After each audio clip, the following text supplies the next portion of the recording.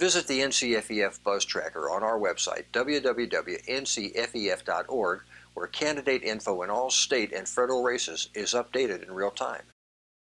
In just a moment, Joe interviews Matt Bales. But first, this message from our sponsors.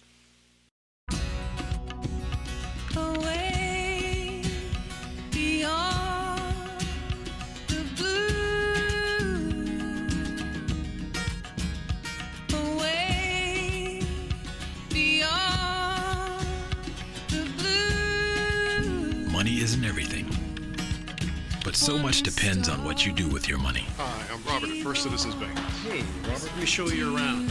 First Citizens Bank, forever first. We're joined today on About the Capitol by Matt Bales, who used to be the research director at the North Carolina Free Enterprise Foundation, was director of the Republican House Caucus before that. Generally a thoughtful, knowledgeable, and insightful analytical commentator on politics. Matt, great to have you on the show. It's nice to be back. Well, I have to be honest. I've not worked with many people in my career in politics that were as intuitively intelligent about the nature of politics as you are, but a lot of that is driven by your absolute understanding of the necessity of looking at the numbers and knowing what the voter attitudes are and matching those up between the candidate and the electorate. What are the things that you're seeing coming down the pike for the 2016 election in that regard? Might give us some insight into what's likely to happen. Well, one of the things that most noticeable is some of the voter registration trends in North Carolina. Democrats since 2012 are losing at a 2-to-1 ratio to what Republicans are losing in voter registration. But they're not just disappearing. A lot of these people are becoming unaffiliated voters. Also, the state board is cleaning up the rolls, which if you look at some of the voter registration, you might see some large dips and it might be a little shocking. I think it's just one of those annual spring cleaning of the voter registration rolls. But just the loss of the Democrats as a ratio to the Republicans is very interesting because, you know, this state has always been viewed as a purple state. But I think you're still seeing some of the older generation that were the conservative Democrats from out east and out west slowly changing their registration over to Republican or mostly independent. But then you see a lot of influx in that new migration, especially in the urban areas. A lot of people are registering as unaffiliated for the first time. Now, when you were director of the House Republican Caucus, the most gains they had ever had in an election cycle, quite a track record. What are the things you're seeing that are likely to happen in legislative races next year in terms of Democrats, Republicans, the balance of power? It's going to be interesting because a lot of, as much as the honorables down on Jones Street think that people really pay attention to them, I think the national issue is going to carry the day again, which creates a huge problem for the House caucuses on both the Democrat and Republican side. They have to figure out a way, with all the outside money coming into North Carolina, how to get their message heard by the voters. And I think that's why you're seeing a lot of these new 501c4s popping up to help carry the message for both Democrats and Republicans. Governor Hunt has a quite proven track record from what he did in 2014, knocking down 4 Republican incumbents in the House. So I think they'll probably be doubling up their efforts this time. It'll be interesting to see how the Republicans respond, see if they can get their IE act together, so to speak. But I mean, the real story is some of the IE money that's going to be out there. Jeb Bush with $100 million already, and his campaign only has $11 or so million. I think the new norm is the outside groups, the outside money, because it gives you that anonymity and also the ability to carry your message directly. And so it'll be interesting to see how that plays. It's a little early on. As far as some other numbers, polling, the Republicans' primary is being decided, the first debate is being decided based on polling. But if you look at the track record of pollsters over the last 2 cycles, we're seeing some really troubling signs. They have to figure out how to reach people on their mobile phones. Otherwise, the polling's just been inaccurate. I mean, you look at the Israeli elections, even the 2014 elections here, on average, they missed by 7 points.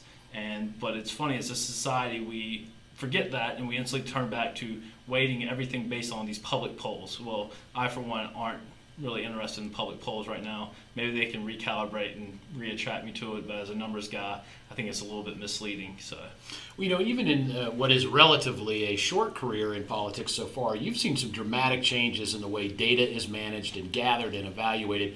What are some of the trends you see in that regard, of voter information that candidates and parties have available to them? What do you think the future holds in terms of that? Well, I think the Democrats since 2008 had a clear advantage.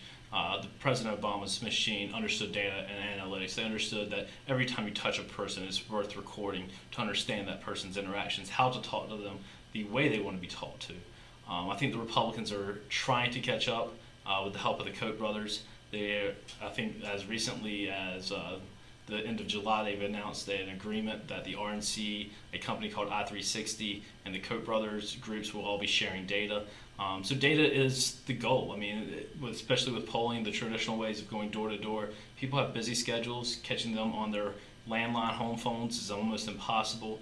People are always on their cell phones, and so figuring out how to talk to these people and then logging that information so you better understand how they want to be talked to and the message that once you get that 30 seconds of their attention, right message, right time, right tenor, and that's how you convert them to vote for you. Matt, thanks for joining us on About the Capitol.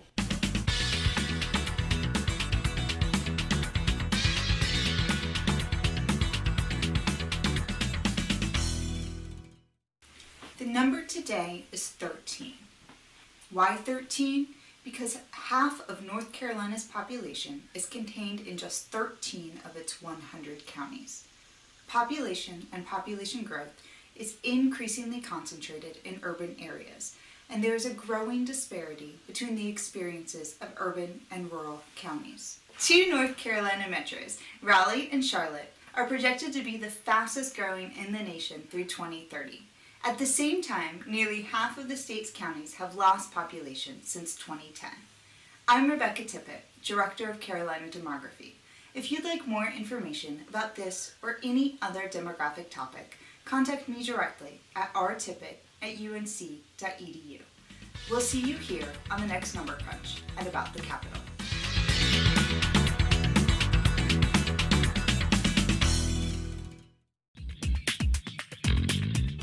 The North Carolina Free Enterprise Foundation's NC Next Conference was held October 20th in Raleigh and featured presentations and panel discussions on how the state's younger generation voters and elected officials, millennials and Generation X, differ in their outlook and disposition on politics.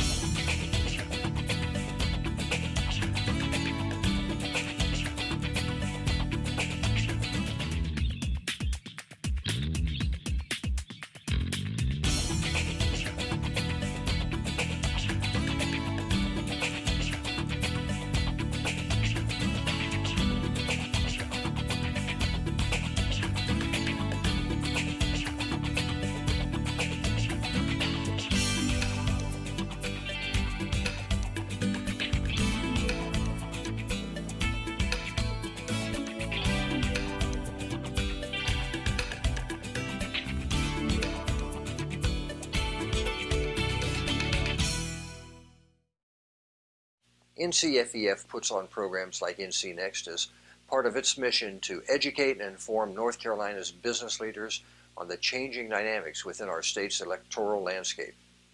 It's the financial support of businesses, associations, foundations, and individuals that make NCFEF's objective research and analysis and programs and events like NC Next possible. You can support NCFEF by becoming a sponsor of the 2015 Leadership Luncheon, scheduled for December 9th at the Angus Barn in Raleigh. Information on sponsorship opportunities and registration can be found in the events section of our website, ncfef.org.